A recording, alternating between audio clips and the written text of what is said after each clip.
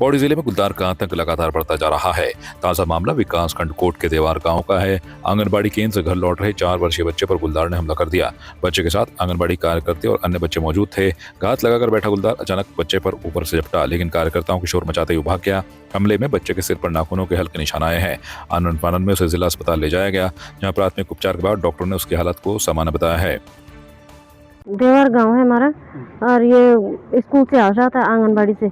मैं लेने गई थी तो बाघ ने नाखून लगा दी, और अभी तो इंजेक्शन लगा रखे डॉक्टर ने, और 2-3 इंजेक्शन और बोल रखे उन्होंने। तो आए थे वो भी, पर अभी गज जाएंगे वहाँ पे, अभी कुछ बोला नहीं है उन्होंने। कुछ इंजेक्शन वगैरह लगाए उन्होंने, दर्द साफ वगैरह किया वहाँ पे, तो अभी कुछ बताया नहीं उन्होंने कि क्या हो रखा, पर वो इंजेक्शन लगाने अभी 2-3 और, अभी कुछ बोला तो नहीं है। फिर फ़ोन किया उन्होंने मुझे। अच्छा। तब मैं लेने गई उसको। तब मैं उसको लेने गई तो देखा तो उसके नाखून लगा था, रो रहा था बच्चा। मैं यही कहना चाहूँगी कि अब मेरे बच्चे पे तो लग गया, नाखून लगा दिया सर ने, पर मैं चाहती हूँ कोई किसी बच्चे पर ना लगाए। ये कुछ करे, सरकार भी कुछ देखे इनकी तरफ। हमारे पास 4 साल का बच्चा है, इसका नाम अनमोल है। ये देवार गांव कोट ब्लॉक से लेकर आई पुलिस इनको, जिसपे गुलदार ने एक स्क्रैच मारा था, सर पे स्क्रैच है इसके। तो अभी हमने इसको प्राइमरी मैनेजमेंट उसका कर दिया है, और पुलिस इसको लाई थी तो इसकी बीआई भेज दी है, एमएलसी हमने बनाई है। बाकी प्राइमरी मैनेजमेंट के बाद हमने बच्चे को भेज दिया है घर। एक्चुअली इसको पुलिस ही लेकर आई थी, और माता जी साथ में थी। तो उन्होंने बताया कि जैसे गांव में अटैक होता है गुलदार का आजकल बहुत ज़्यादा हो रखा है, तो वहीं पे बच्चा खेल रहा था और तब गुलदार ने किया, लेकिन वो तुरंत पहुंच गए थे। तो ज़्यादा कुछ, बहुत छोटी सी उसको चोट आई थी, 2 सेंटीमीटर के अराउंड स्क्रैच ही था बेसिकली। स्टेबल ही आया था, बाकी हमने प्राइमरी मैनेजमेंट दे दिया था उसको, और टीके लगे हैं बच्चे को। तो क्योंकि स्टेबल ही था तो ऐसी कुछ दिक्कत नहीं थी। उसको आगे दोबारा बुलाया जाएगा, रिव्यू किया जाएगा बच्चे का, पर बच्चा बिल्कुल खतरे से बाहर, कोई दिक्कत नहीं थी। बच्चा रोज की तरह आंगनबाड़ी स्कूल से आ रहा था। आज सुबह 12:30 बजे की घटना ही, बाघ का बहुत ज़्यादा आतंक के कारण मतलब से झाड़ी झूड़ी की है उसमें, तो मितारे सर की इसमें विभाग द्वारा पिंजरा लगा जाए। सर हमारे गांव में 4 से 5 बच्चे आंगनबाड़ी स्कूल में जाते हैं। रोज़ की तरह आंगनबाड़ी मैडम भी साथ में आ रही थी, बच्चे भी साथ में आ रहे थे। बच्चे की माँ भी अपने बच्चे को रोज़ की तरह लेने जा रही थी, लेकिन बच्चा थोड़ा सा आगे भागा कि बाघ ने उसमें अटैक कर दिया। बम की टीम भी यहाँ पे मौके पर पहुँच चुकी है। उन्होंने अपनी तरफ से करना जो भी विभाग द्वारा कार्रवाई कर रहे हैं, और मेडिकल भी हो गए बच्चे का, और उसमें अस्पताल द्वारा बताया गया कि टीकाकरण होना है इसका।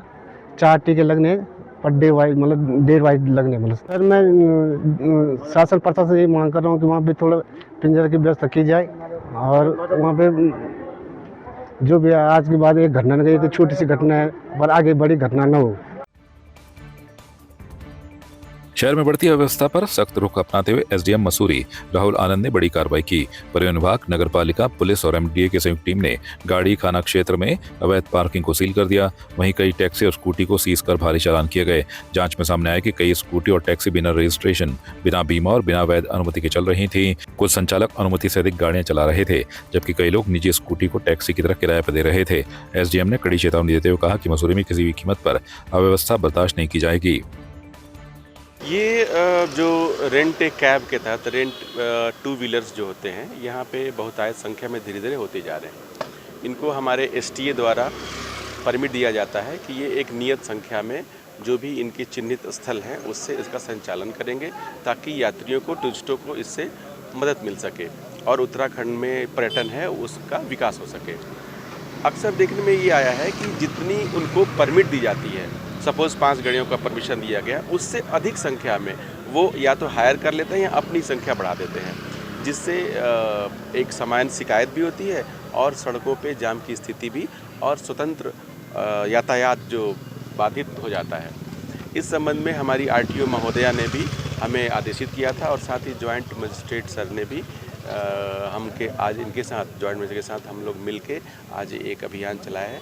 हमने एक अवैध पार्किंग थी उसको भी सील की, जहाँ पे 20 गाड़ियाँ खड़ी थी, और उनको जो तत्व संबंधित मोटर वाहन अधिनियम है उनमें चलान भी किए गए। कुछ गाड़ियाँ बंद भी होंगी, कुछ के पेपर भी ख़त्म थे, उन सब का चलान होगा। ये कार्रवाई 10 दिन पहले भी हुई थी, आज फिर हुई है, अग्रतर ये कार्रवाई चलती रहेगी। इसके तहत हमने चूँकि जो पुलिस डिपार्टमेंट है और हमारे जॉइंट मजिस्ट्रेट सर ने भी कहा है कि वो अचानक से औचक निरीक्षण करके भी ऐसे वाहनों को चिन्हित करेंगे और हमें मैसेज के द्वारा वो बताएंगे। तो एक तो ये तरीका हुआ। दूसरी तरीका है कि हम भी, हमारी टीम भी लगातार यहाँ आती रहेगी और पूरी कोशिश रहेगी कि ये जितने भी अवैध वाहन हैं वो इनका संचालन या इनकी पार्किंग जो जगह है उसी जगह पे हो, न कि जहाँ से मन वहाँ से। बिल्कुल, ये आज एक संयुक्त अभियान चलाया जा रहा है जिसमें आरटीओ, पुलिस, प्रशासन, पालिका और जो हम लोग सब लोग मिलकर चला रहे हैं।